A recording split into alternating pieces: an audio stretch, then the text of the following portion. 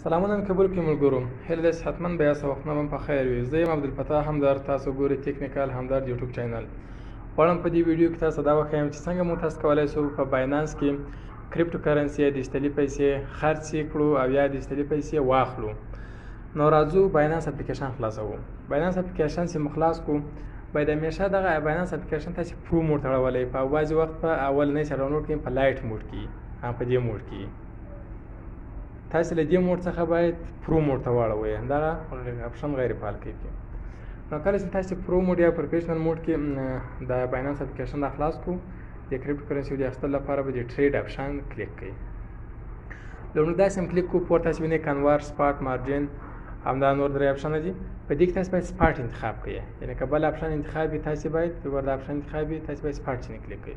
سپاټ چې کله کلیک کړو دغه کته ته راسئ، اوس لیکلي چې ګوره BTC /USDT یعنې بیټکوین په USDT باندې اخیستلی او خرڅولی شئ. ته اوس زه دا بدلوم، غواړم چې یو بله کرنسي ده لومړی یې خرڅه کړم.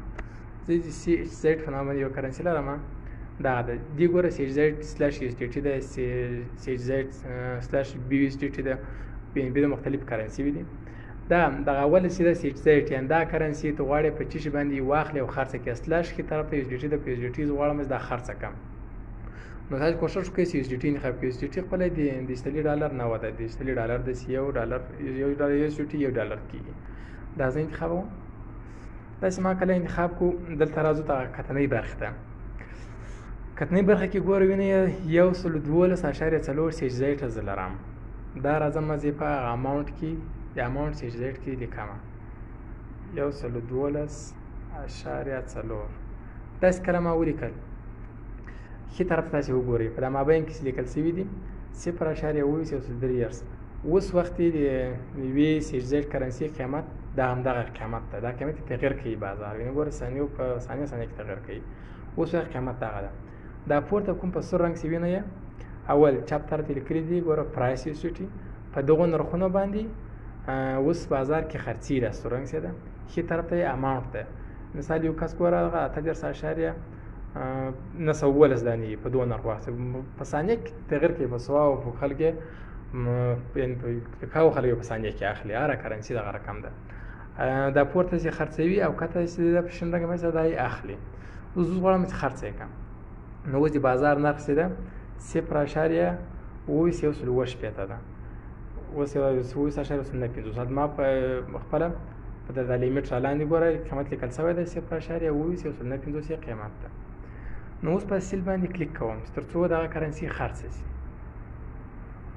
دا په سیل ما کته کلیک وکړو، ګوره سیل لیمیټ اماونټ لیکل شوی ده 112.4، نرخ یې ده 0.21.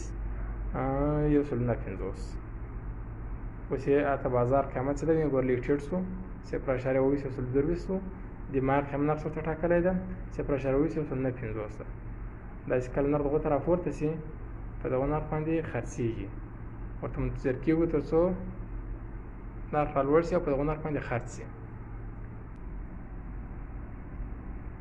دا ده لکه څنګه چې تاسو ولیدل بازار نرخ وویست 1.950، اوس بېرته لیک ټیټ شو، په دې نرخ باندې موږ خرڅ کړو.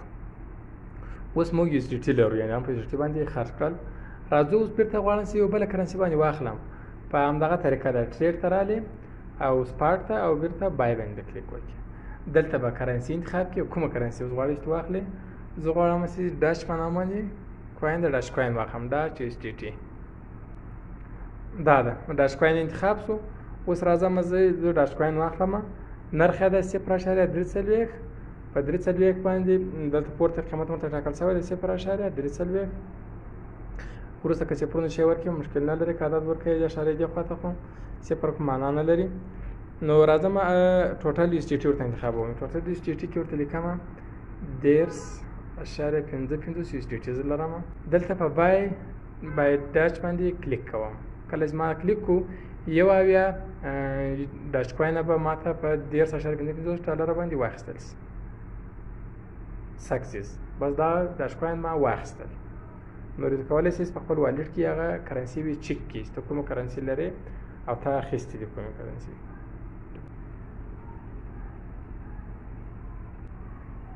دا کرنسي وګورئ زه اوس لرم. اډا ده، BNB ده، BTT ده، ډاش ده، ETC ده، فایل ده LTC ده شیپ ده دغه کرنسي زه اوس لرم په خپل اکاونټ کې. هیله ده چې له ملګرو چې له ویډیو څخه به مو ګټه اخیستې وي. که کوم پوښتنه لرئ په کمنټ کې ولیکئ. تر راتلونکي ویډیو مې په الله سپارم. ښه وخت ښې چارې. په یوه یادونه کوم کوم ته دې دمه زموږ چینل نه وي سبسکرایب کړی چینل یې سبسکرایب کړئ تر څو له نوي ویډیوګانو څخه خبر شئ او ګټه ځینې واخلئ. ښه وخت ښې چارې.